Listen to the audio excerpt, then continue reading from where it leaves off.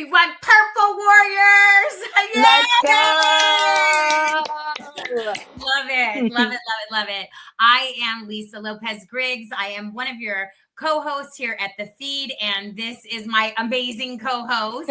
Thank you. My name is Alyssa. We would also love to give a shout out to Mike, our producer, because none of this would be possible if it weren't for him. So thank you, Mike, so much from the bottom of our heart. Yes. Mike, I can't believe it. Yeah. Wait, I'm doing a little Santa Claus. I think the Santa Claus is like this. Yeah. So, Mike, oh my gosh, 20 episodes. Do you know how crazy that sounds when I think about it? This is actually 21. 21 today. And 21. Over, okay, 1,200 in our Facebook community. FacesOfEpilepsy.me takes you right to our Facebook community. Make sure that you get in there. Don't forget to like, subscribe. We've got so many platforms for you. We've got TikTok. Amazing things happening on TikTok with Alyssa, her whole journey, stories. So many great videos on there just about epilepsy and the journey and you not feeling alone. This show is for you. These communities are for you. And all the interviews that we're doing is to help this beautiful community of Purple Warriors. So excited today. We have an amazing guest that's going to be with us. But before we do that, we are still giving away, right? Love your melon beanies. Love your melon beanies. Okay. Don't they look so cute? Okay. So you look so good in that hat. They look so cute. They're so cute. She's got a lavender one on right now.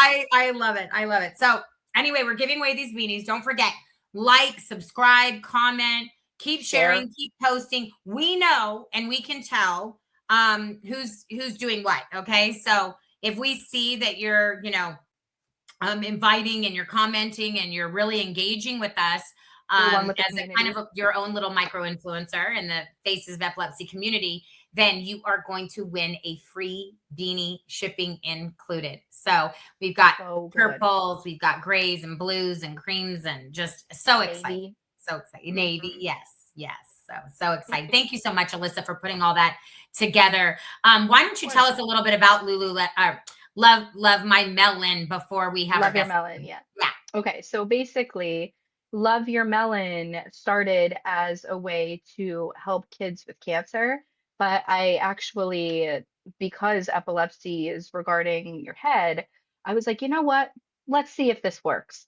I literally just emailed Love Your Melon and I explained my story and what we are trying to do here at Faces of Epilepsy. They sent me 50 of them to give away. I know. And honestly, guys, the quality of these beanies, and I'm not just saying this. Yeah. I'm really not just saying it. You can tell by the way she's even wearing it. They're a little tight knit around your head. So when you continue to wear them, they're going to, mold to your skull in the shape of your head. Such great quality. Yeah. And adorable. The fact that it has such a beautiful backstory too, with the helping kids with cancer, and also the fact that those of us who have epilepsy and are in the community, for your head, I just thought it was so beautiful. I love we're your just story, giving such a shout out for them. About the cancer, and that's how they started it. This one is another kind of style, but I mean, they're just adorable, really, really adorable. So thank you so much, Alyssa, for putting that together for the Faces of Epilepsy and more to come for your community. Thank you. Thank you so much. Yeah. So we have an amazing guest today. She's a little new to Faces of Epilepsy. We actually got to meet her on Friday night. We connected through a group as moms. This is part of our Surviving SUDEP series that we've been doing with parents that have beautiful stories about their children, that they have unfortunately lost to SUDEP, but the memories that they carry, the advocacy through the grief that they're transitioning through, the ability of how to take something so devastating, and so traumatic, but be able to work it together somehow for good. And I always love that women and men are able to kind of move themselves out of the way in their own grief to kind of champion some sort of advocacy around their pain. It can be very, very cathartic, and it can equally be as helpful to other people that are going through similar situations. So it's always a heavy subject, but we want to try to just give you, sort of an idea of where we're going to be going with this episode. So we want to let you know that, ahead of time, that we are going to be talking about SUDEP today, and Very grief heavy. and transitioning and what that looks like when you have loss of life to epilepsy. So we want to make sure that our audience understands that. So with that, what I want to do is I want to bring a really special lady on from Indiana. Indiana's in the house. And I am excited that I have chills all over my body that Indiana is in the house, because we are trying, Alyssa, to push some better ideas with regard to seizure safety in the schools in Indiana. And I believe that Heather Marks, who we are going to invite on right now. Hi, Heather. Hi. You look so beautiful today. Thanks. I love your hair and your makeup. Let's give a Thank shout you. out. Who did your hair and makeup? It was Monica, my daughter. Oh, I love that. Oh, I love that. amazing. Well, Monica, if you're hearing us from the feed, you did an awesome, awesome job. Yeah, absolutely beautiful. gorgeous. Absolutely beautiful. So thank you so much, Heather, for joining us today. We had an opportunity to speak with you on Friday night in one of our live communities on Faces of Epilepsy. And we're just so grateful that you're a woman of faith, and that you're able to do this because you're a woman of faith. Absolutely. And I know that because I also am a woman of faith, and I would not be able to do any of this or have carried the pain of my own loss, because we share that similar heartbreak with regard to our losing our children to SUDEP. And I always think that as caretakers, we have a different view than those maybe like Alyssa or Mike, who are epileptics. And so I am also sensitive, Alyssa, which makes me want to cry because she is an epileptic. And I never think that this is easy discussion for her to listen to or for Mike to listen to. So we pray grace upon grace on you today, Alyssa and Mike, because we know that this is a serious subject. And we pray that families, oh my gosh, would take this more seriously, because a lot of times neurologists don't talk about it. And Heather, one of the things that we want to include you in down the road is a book that we want to write as a community called Surviving SUDEP, What Your Neurologist Won't Tell You. And it's not necessarily because they're trying to hide the information from us. I think it's a combination of the fact they just don't have time. They don't have the information. They don't want to scare people. They don't want to, overspeak. And probably put fear out there into people.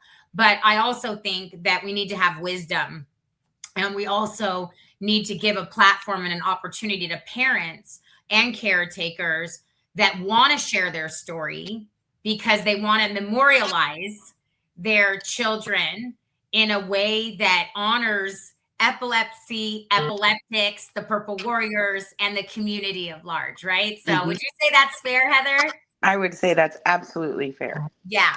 So why don't you tell us today just a little bit about your story and Michaela's story.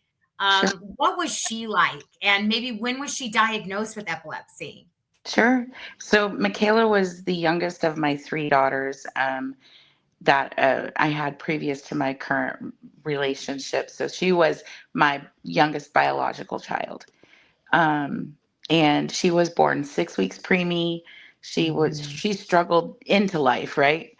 At the age of 11, almost 12, like it was January 20th, 2011, when she had her first tonic-clonic seizure. Prior to that, we didn't know, but she had been having absence seizures for approximately, I would say, about 2 years. We didn't know that's what it was. We just, when you don't know, you think it's just staring off into space, that they're daydreaming, whatever. I didn't even know it was a possibility that her staring off into space was a seizure until she had her first tonic-clonic. Hers is genetic, so her father has the same kind of seizures. His seizures started at the age of 11 or 12 as well. So juvenile myoclonic epilepsy starts at about the age of onset of puberty. And so she was 11, almost 12 when she was diagnosed, and she was 27 when we lost her, just about 5 weeks ago, actually. She struggled with, and when she was diagnosed, she was in junior high. So junior high students, I always say, that's the ages when kids are just the meanest. They really are. Yeah. And they just don't know what they're doing or what they're saying to people. So she No. dealt with a lot of bullying in school. Kids making fun of her for having seizures because, of course, she would have seizures at school. We also battled with the school just not having any education as to how to treat seizures or things like that. So when she was about 14, almost 15, she attempted to commit suicide. She took a whole bunch of her seizure medications because it was just all too much. Just too much. She just didn't want to do it anymore. So I had her, go get some help and therapy and things like that. And then we decided after that we were going to put every ounce of energy, every ounce of negative energy that she had. And this was, her and me together, and the rest of our family, not just, we weren't, like silent in the night kind of people. We have a large family. So all of us, we put all of that negative energy into advocacy. So we started working with the Epilepsy Foundation of Indiana. She did lots of, she created a t-shirt and sold that and raised money to donate to the foundation. And for several years in a row, we would do like an event, like either downtown at the canal, or I work for a hospital system. So we would go in and out of the hospital system and deliver purple cupcakes and purple ribbons. And we would, she would go and train people at a local church that has like a community center here in our neighborhood, on what to do if somebody has a seizure, because unfortunately people just don't know. So she took it upon herself to just like charge forward, and she put all of that negative energy, all of that sadness that she had regarding all of her things that she experienced in the early years of her epilepsy into just advocating and awareness and education. And so that's what we did for lots and lots of years. And then in 2012, we drove to Texas for a vacation. And the whole way down there, we wore our purple epilepsy t-shirts that she had designed. And we would stop at rest stops, at restaurants, wherever we were. And she would spend hours talking to people. And I'd be like, we got to get back on the road, babe. And she's like, hold on just one more minute. She just, like, literally, it was her passion to tell people about epilepsy, to educate them. In 2018, I think it was 2017 or 18, she had the VNS put in, which worked for a good long time. And then in 2022, she had a little girl. And I will, amazing, forever be thankful and grateful for the blessing of a baby. Especially because, she was always told pregnancy may never be an option for you. With all of the different things. It was rough. But since then, after she had the baby, her seizures just got so much worse. So in 2024, she had the RNS implant put in, with hopes that, because it takes about 2 years to get that to a therapeutic level. We were about 14 months in. It got turned on in November of 2024. In November of 2025, she experienced a detrimental psychosis. And she was just completely out of her mind. So we had to get her some help then as well. And when we brought her back through that, it took us about 7 days to bring her out of the psychosis. Things just were never the same since then. And then on January 27th this year, at about 2:30 in the morning, she had a seizure and never came back. So sorry, Heather. It's been such a journey for you. There's so much there, that you just said about your daughter. So much. I mean, oh my gosh. What an amazing, amazing woman, young woman who accomplished so much in life at such a young age, A true warrior. A true warrior, and also a true advocate. Yes. Not because of dedicated her grief. whole life to that. Yeah, exactly. But because her life was like, that's who she was. She embodied that. So that's who she was at her core. Was this warrior, warring kind of spirit. And the couple things I wanted to ask you just for our audience. Sure. Can you explain, because you mentioned the first time she had the tonic-clonic, just for our audience, because a lot of times they don't know what like tonic-clonic is. Can you just explain to our audience what do you mean when you say a tonic-clonic seizure? So tonic-clonic is basically what in old school terms would be called a grand mal seizure. It's the tonic phase is where the whole body stiffens up. And then the clonic phase is where the whole body jerks. And they lose consciousness during those seizures. Typically their eyes are open, but they can't see what's going on. They typically, at the onset of the seizure during the tonic part, they'll have what's called an epilepsy cry, which is a super loud vocalization, moan.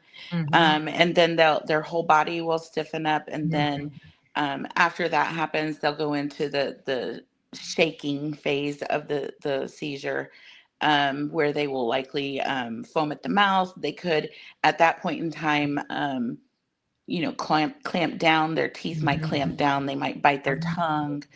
All of those kinds of things. That's when you want to protect their head, their neck, make sure that they're on their side, keep them safe from damaging or injuring themselves. And then as that clonic phase comes to a close, then they go into that post-ictal phase where they're just kind of lethargic and coming out of that seizure. And then the other thing is you mentioned VNS and RNS. Can you explain for the audience again the difference between, or what is the VNS that she had implanted? Sure. And maybe why she was a candidate for that, because not everybody is a candidate for that. That's true. Yeah. So the VNS is called a vagal nerve stimulator, and it's a generator that would be placed right above the collarbone, and then an electrical lead that goes up into the neck and is attached to the vagal nerve. That the vagal nerve runs through your whole entire body, but it's a direct line to the brain as well. And what it does is it emits pulses of electricity to the vagal nerve to stimulate the brain to stop seizure activity. It also comes with like a magnet that whenever a seizure starts, you can swipe the magnet in a ribbon fashion, and it will expel an elevated electrical surge to try and stop those the seizure electricity work going on in the brain to stop that. So she was a good candidate for that because over the years she had tried about 15 different medications. So she was what they like to call drug resistant epileptic or intractable retractable epilepsy. It was just super uncontrolled. At the time of her death, she was only 5 days seizure free, and then the RNS is what they call a reactive neurostimulation device, and it's actually a brain implant. So they went in and they took out a little piece of her skull. They put in a little a case where the generator now sits, and then there's two leads. She had to go through lots of brain mapping and MRIs and CT scans to map out her brain and exactly where they wanted the two leads to go. But there was one lead that went down like into the front part, like middle front part of her brain, and then another one that came down out here. So, you know, as a whole, if you see some of her pictures, she's the most beautiful bald girl I ever seen in my entire life. So, and she was again a good candidate for that because her seizures were so uncontrolled. Typically, the RNS is still newer for generalized epilepsy, so it was more of like a she wasn't included in the trial, but it was not guaranteed. I mean, no medical, nothing medical is ever guaranteed. But we were hopeful that we would gain some more seizure control. When she got the RNS, she was having, I would say, roughly 35 to 40 grand tonic-clonic seizures a month on top of her absence seizures and myoclonic jerks, which the myoclonic jerks are just like, you know, like when you get up in the morning and you throw your brush on accident, or, you know, you're just where your hand or your arm or your leg just kind of jerk accidentally, you have no control over it. Wow. So yeah, she was having lots and lots and lots of seizures. Wow. Alyssa, did you want to say something about that, the drug resistant? Because I know you have that drug resistant. Do you want to speak into that? Yeah, so you answered the questions that I actually wrote down. I was going to ask if she was drug resistant, if she was still taking medication when she had the VNS implanted or the RNS implanted. I also wanted to ask, do you know where the grand mals or the tonic-clonic seizures start in the brain for our audience? Hers were generalized, so it was the entire brain. There was never any way for us to know exactly where those seizures were starting. Because it was literally like, yes. Oh my goodness. Yeah, and with the RNS, we were able to see, like it was like having a constant EEG on your brain 24/7. So it would capture that information. So even with like the seizure that took her life, we were able to get, you know, have exact timings of how long it lasted, you know, what parts of the brain it affected. And I will say that her doctor did tell us that it looked like fireworks would have gone off in her brain. It was just, he had never seen anything like it. It was just a huge explosion in her brain. And it was just instantaneous. Wow. Which I'm thankful for. She did not suffer. Yeah. Yeah. You know, she didn't suffer. Yeah. Yeah. I think most of the, and I don't even know, like, you know, even I think watching my own son, you know, he never really complained about his epilepsy. Did your daughter ever complain? Because I feel like when they don't complain, we don't really know that they're actually suffering within the journey, if that makes sense. Because I saw his, and you mentioned the psychosis piece, which I want to ask you about, but like me too. In Judah's case, because he got that lung abscess 10 months before he passed away, that could have already been fatal. Like we could have already lost him from the mentioning of the tonic-clonics. He would exasperate, and then that exasperation infected his lungs with the abscess. So, he was also trying to kind of self-medicate with the whole weed vaping thing. And I don't think that was helping with his lung issue as well. But the psychosis piece is interesting to me because I saw his cognitive function really start to decline, so much so that even our family noticed it. My father noticed it. And I don't know if that was necessarily just all the medication, you know, that he was on. We never really looked into these different things that you're talking about, VNS or RNS. I don't know that he was necessarily a candidate for that, but is psychosis something, this is the first time that I've ever heard this in 21 episodes now of doing this show. And I want to do more research on it now. What can you tell us about the psychosis piece and epilepsy? Because I know there's a trigger with bipolar and epilepsy. by being diagnosed with bipolar is an inhibitor of having seizures. Is psychosis a byproduct of epilepsy? I believe it can be. And for Michaela, I believe it was. I think it also had a lot to do with the type of medication she was on. So she was, at the time of her death, she was taking Keppra, um, clobazam, and ethosuximide, which the ethosuximide, I wasn't worried about that at all, right? She had been on that for like 15 years.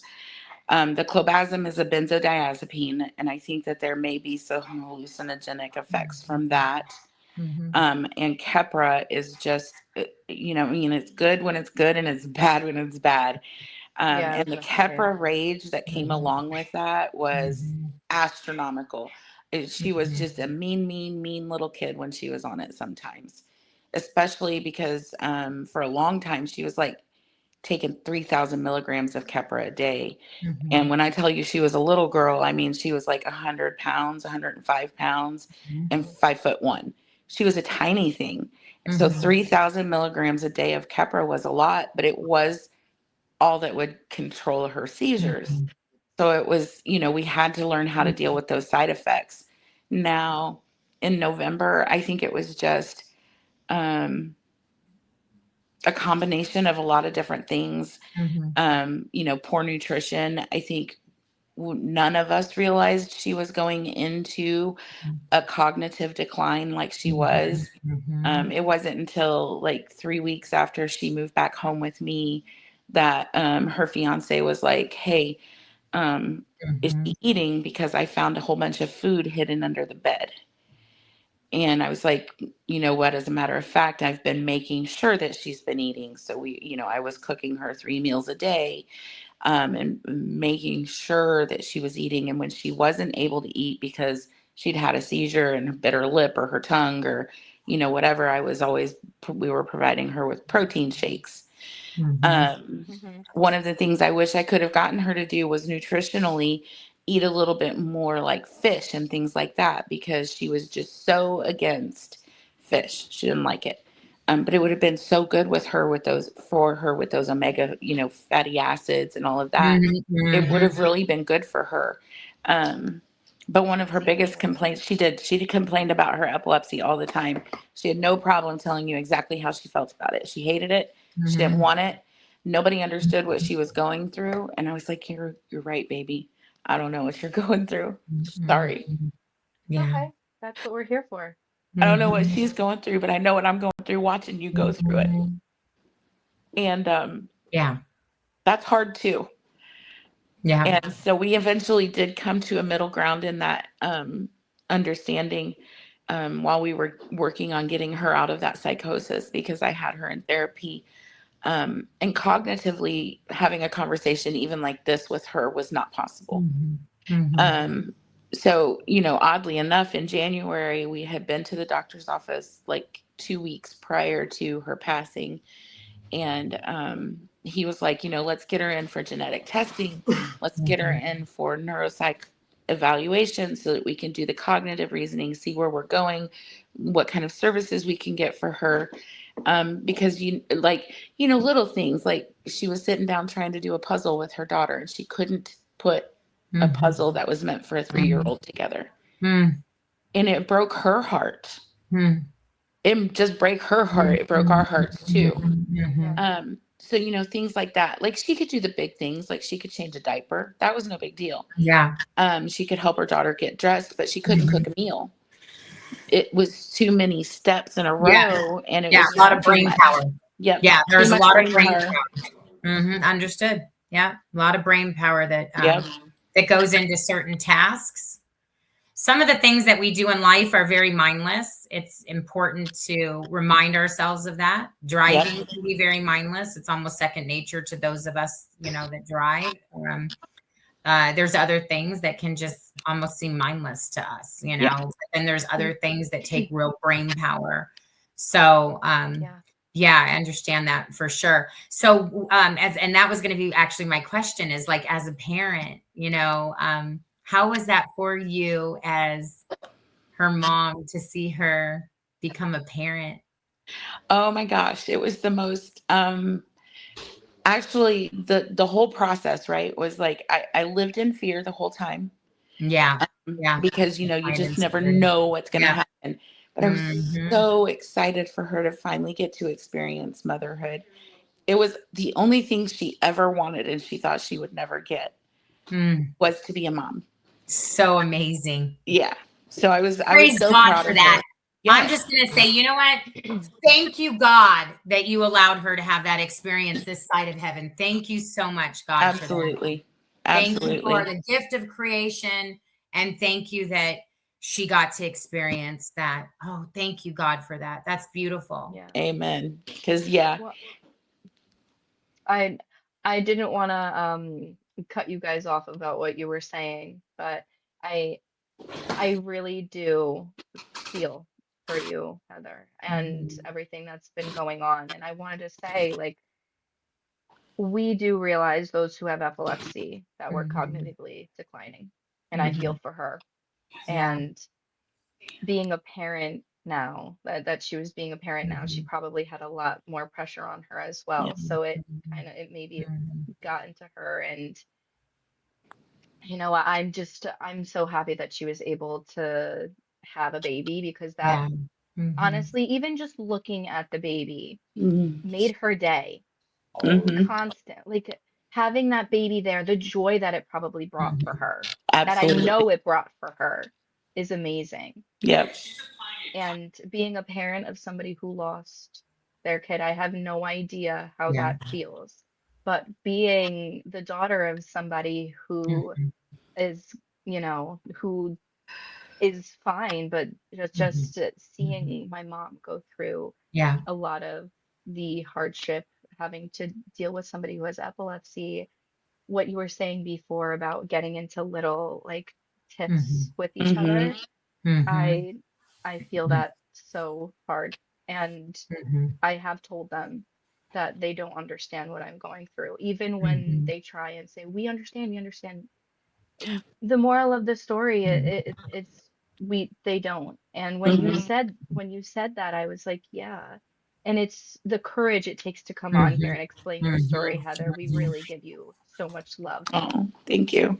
I believe that courage comes from way higher up than me. Amen to Because that.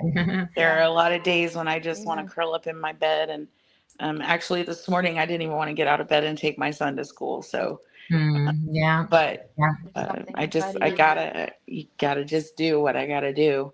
Mhm. And I believe there's a higher calling to this. It's not just me losing my daughter. It's me losing my daughter and sharing our story and being hope for somebody else in the future. So Yeah, that's why I'm doing this. I'm very passionate about. My whole family is very passionate about it, and that makes me we're not so going to let happy. her death is not going to be in vain. That's for sure. Amen. And Heather, when you Amen. say that you're a huge advocate for those with epilepsy, you can also be like, you can show other Yeah. women and men and whoever has epilepsy that you can be a mother to them. You can be an advocate for them, especially for people who don't have the advocacy. Yeah. And I I go through a lot of hardships with my family because they don't advocate for me at all. And Oh, I'm the so fact, sorry. it's okay. That's why I'm getting so emotional, because hearing your story, I can't stop smiling and crying at the same time, because we need more people like you.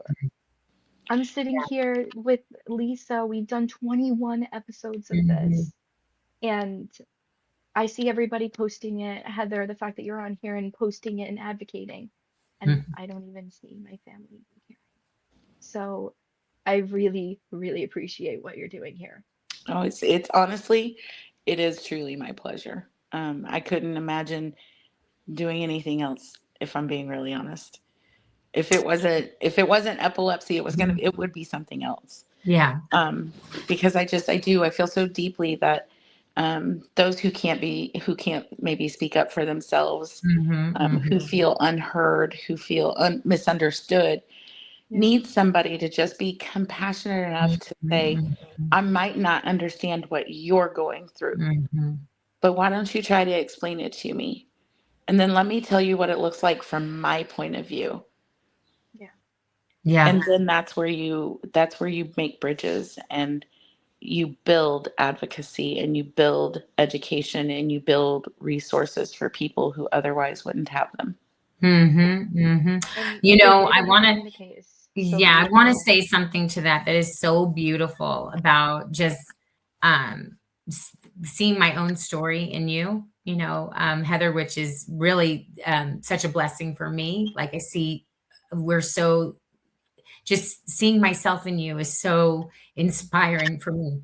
The other thing I want to say is, you know, Mike, I know you're in the background, but I just want to say this to you. One of the most beautiful things about Faces of Epilepsy and the F.E.E.D that we're able to do is we're able to bridge the gap between the caretakers and the people with epilepsy, Yeah. because there's still a divide. You know, there's still families that don't understand that they can lose their children at any time, That's my family. or that the siblings can, right? Because you just don't talk about it. And then you've got the caretakers that have, and you're trying to bridge, you know, the gap between the people that don't know anything about epilepsy, because there's so little awareness and so little funding, and there's so much shame, and there's such a stigma, and there's so much bullying, and there's so much, and you know, the children, you know, the diagnosis is when children are young, you know. And so, you know, coupled with the bullying, I totally could relate to that, because my son was 14, so he was in junior high when he got diagnosed. So very similar kind of things, dealing with the bullying and all that.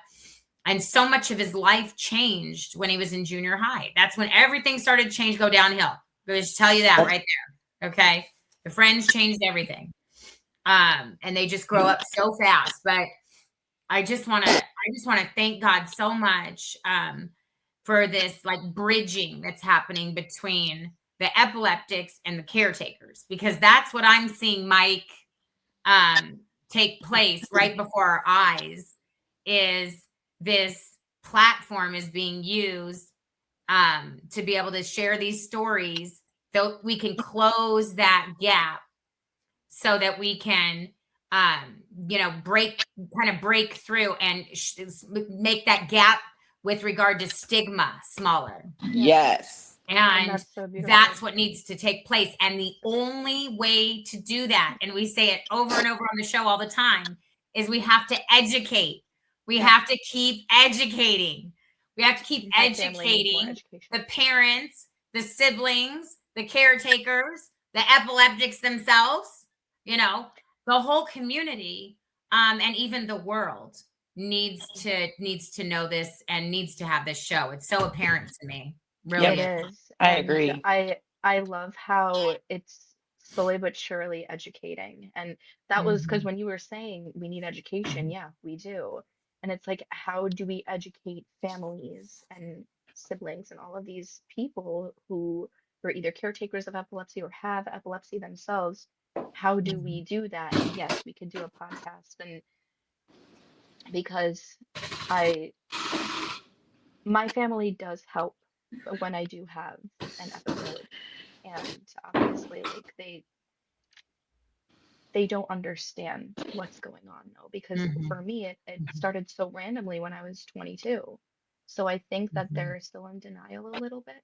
My little sister is one of the best. Oh my God, I'm gonna start crying. She's been so good to me.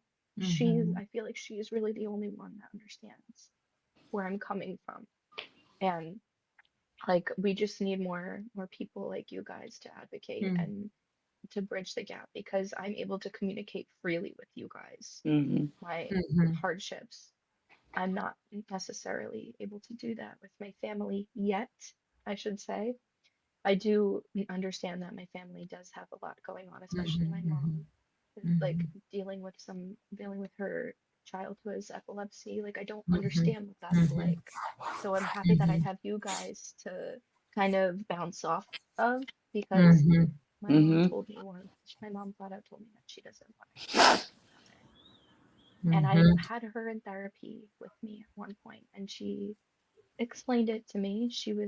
And my therapist was like, honey, your mom just doesn't want to give you the wrong advice because then it leans on her. God forbid she tells me to do something and it doesn't work. Man, So, yeah.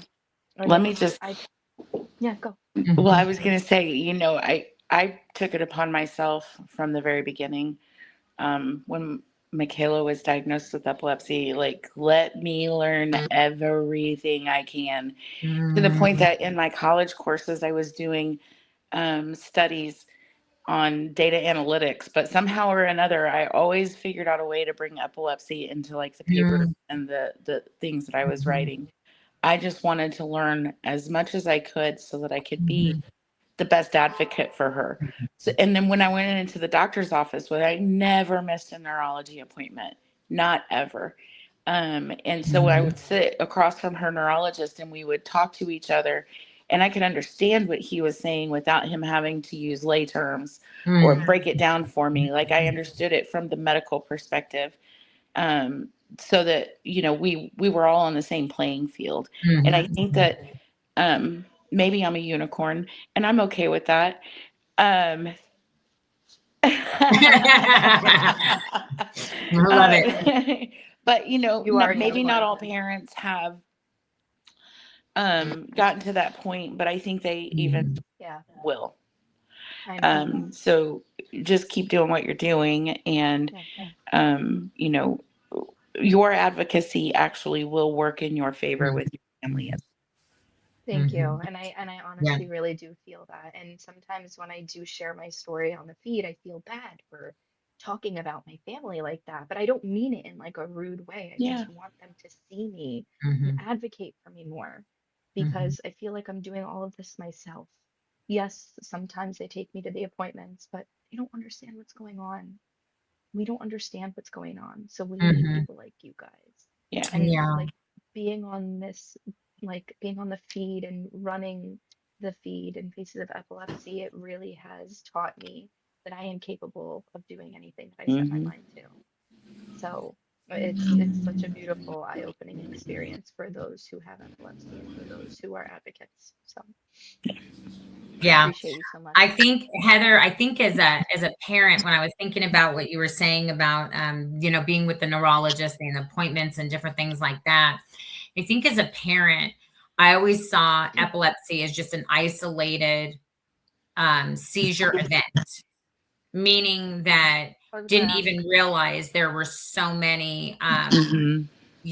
other things that came along with that, meaning there were so many other medical issues that come along with it. The, lack of sleep, the mood swings, the exhaustion, the anxiety, the list goes on and on and on. But with regard to SUDEP and the neurology piece, what do you, because I never, like, you were such a good advocate, like, and you were such a good researcher.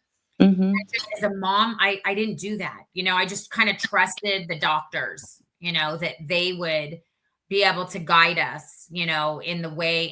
And mostly too, I think it was like, well, he has epilepsy and you just kind of deal with it, and the family just deals with it.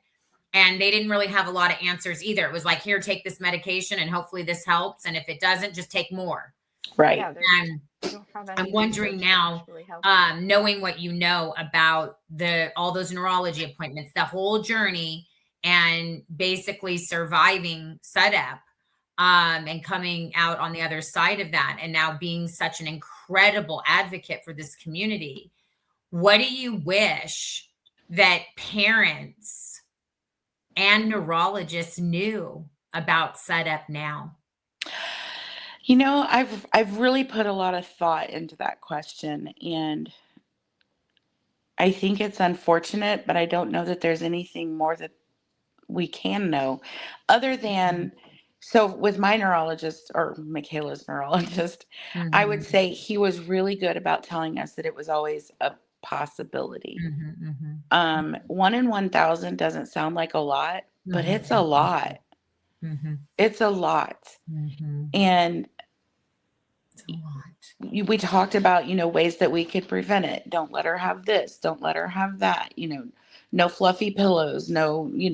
all Mhm, of the mhm, things, mhm, all of the things. And we did mhm, all of the things for all of the years. Um, mhm. take your medication on time, make sure you're getting enough rest. But at the end of the day, if it's a seizure that's going to take them, there's nothing else we can do about it. Yeah. There's no preparation. There's nothing that could have prepared us for this. And there's nothing I could have done, even if I'd have been sitting on that couch with her when she went into that seizure. Mhm. If if the seizure is going to take them, there's nothing we can do. Right. And there's no additional education that's going to prepare you for it. Your heart's going to get broken. Mhm. You're going to lose your baby or your loved one. And that's just the way it is. And Now, you're going to be totally out of control. yes, I feel like I have lost complete control of my whole Control. entire life. Yes, Totally out of control. So absolutely. I will just say that Heather and I, as both two moms that lost our children to epilepsy, it will hit you in a way that you have no control. You Yep. literally, it's the one thing in life that you can't fix. And I think every parent or every caretaker of an epileptic, and this is where I have compassion, Alyssa, for your mom, because I did meet your mom and she had a private conversation with me where this was something that she could not fix. Yeah. She can't fix it. I couldn't fix Judah's epilepsy. Heather couldn't fix her daughter's epilepsy. And I think, as on the other side of it, remember that with regard to your parents and your siblings, that this is, especially your parents, that this is something they can't fix and they want to. Yep. And so there's something within us when we do have that kind of loss, that it's like it's totally out of our control because we can't bring you back. You know, we can't bring our kids back, even though we want to. We want to bring our kids back. We're totally submitted at that point, or surrendered at that point, to whatever this journey of epilepsy has brought us. So I think it's important for epileptics to also understand that as a caretaker, please know that we want to fix you. Yes, we And do. we can't. Yep. And it breaks our hearts inside. And I don't think we even really talk about that with our kids. You know, we never talk about it. We just talk about trying to get you better, trying to get you well, trying to get you healthy, and hoping that somehow, because I always thought, oh, he's just going to just be seizure free one day. I always had hope to believe he would be seizure free one day. This would just go away like anything else. But it just doesn't work that way. And Nope. that's why there's still no cure for it. And I think that's a reality that we have to face. I mean, we have to face. I mean, there are people, we just had an interview, we just had an interview on Monday, with a gal who's been seizure free for 15 years. So we know it's possible. Yeah. I mean, we know it's there. It's possible. We've had other people that have said they've done it through diet and they've lost 50 pounds and they've increased to omega-3s and different things. So, I think it just depends on what this journey holds for all of us. And, Heather, I just appreciate you so much, being on here today. I mean, you are a true Faces of Epilepsy ambassador. Yes. And can we just acknowledge right now, everybody in the audience and all of the F.E.E.D and Faces of Epilepsy, just all acknowledge Heather's nails right now, please, because they are amazing. I love it. And they are purple and they are on point. Yes, So, I just wanted to acknowledge those beautiful nails. Is there anything that we haven't covered, Heather, that you would like to share with our audience today that we haven't asked you about? Yeah, I don't know. I mean, I could go on and we could literally sit here for probably 12 hours and I could find all kinds of things to talk about. I hear you. There's so much. There's so many struggles that Michaela went through that we saw her through. Mm-hmm. And someday I might write a book or tell her story somehow. And I hope that it's received well. But what I want to say more than anything is, I do agree that we want to fix our kids. And I do want to say that Lisa's right. Maybe they're, um, just try to have a little bit of compassion for your mom and the rest of your Oh, family. yeah. It is so hard being in this position, Mhm. watching your child go through all of those struggles, wanting to fix them, knowing you can't. Mhm. Um, and many times feeling like you just want to throw in the towel, but you can't. You just can't. And I know you can't either, because you're struggling. You want to survive it, and we want you to survive it. Yes. Yeah. Amen. Yeah. So we just really got to work towards that education. Now, one of the things that I'm working on here in Indiana is, we don't have standardized education for our educators, so for our school systems, things like that. So I really want to get that pushed back out here in Indiana, because I need to do that in your state. children having epilepsy in school, having seizures, and nobody knowing how to take care of them. How is that even possible in 2025? Yeah. When I went to go get my hair done, and my girlfriend, she has a daughter who has epilepsy, and she had her first tonic-clonic seizure at school. And the teachers contacted her, and they're like, did I do it right? I don't know what to do. Did I do everything okay? Is she okay? And for them to have that much fear and anxiety over it, um, first of all, they did everything perfectly. They took care of her exactly the way they should have, but they didn't have that education behind them to help them with that. And not only that, but police and fire.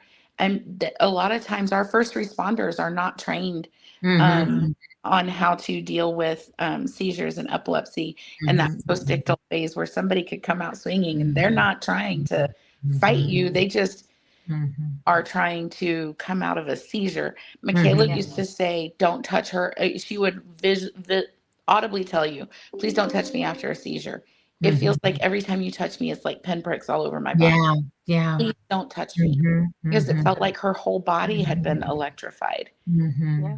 So, when EMTs or anybody would have an interaction with them, you have to like almost get in between them and be like, just don't touch her. Like, she's okay. First of all, I don't like calling EMTs for Yeah. a seizure, just because it's not necessary. Yeah. Yeah. Unless she really hurt herself. Yeah. But strangers don't know that. So that's where that education Yes. comes in. Yes. Totally agree with that. Completely Right. agree with that a lot of strangers don't know. And we're still trying to educate about that. And even the importance of like CPR and Yes. so much around that. Yeah. So I'm so happy that you're doing that work there in Indiana, because I know that that law is not there, and there's not a lot of support, and there's not a lot of a good medicine there, is what I'm told, so that's great. It's great that you're doing that. Absolutely, absolutely amazing. And thank you so very much for just being on with us today. Pleasure. Thank you for having me. We love you. I wish that I could give you a big, huge hug through this screen right now. Literally. Okay. Just big virtual hug. Yes, ma'am. And I'm so excited about you getting involved with us at the F.E.E.D and Faces of Epilepsy in such a bigger way, because I kind of see you as like the mama, of Faces of Epilepsy. You know what I mean? Like, you have this way about you, You do. that is very nurturing, and it's very kind and gentle and sincere, Heather. And you have an ability to make people feel very, very safe when they're with you. And that's really, really important, to get people to open up and to feel safe in the community of people that they're with. So I would imagine that you're going to have a lot of people reaching out to you and wanting to talk to you. And you'll probably have a lot of parents, that have concerns about the well-being of their children right now that are still living with epilepsy. I get lots of messages about that. And also, I'm sure there will be a lot of parents that want to talk to you. And just break bread with you and fellowship. Absolutely. I am for it. The bigger, we go with this, the better it is, the more people that become involved, and the more people I can touch. Just please let me affect change in people's lives where they thought change was never going to happen. I cannot wait. I am so excited about it. Thank you for this Amen. opportunity. Yay. I love it. I love it. Well, ladies and gentlemen, that was our Surviving SUDEP series, and so excited, Heather Marks, to have you on today. Please give your love to our family and to that beautiful baby over there, and Yes. all that good stuff. And we will hope to see you back on the feed Anytime. and in the lives on Friday night and all the other things that we're doing. Okay, God bless everybody. We love you Thank guys. you guys.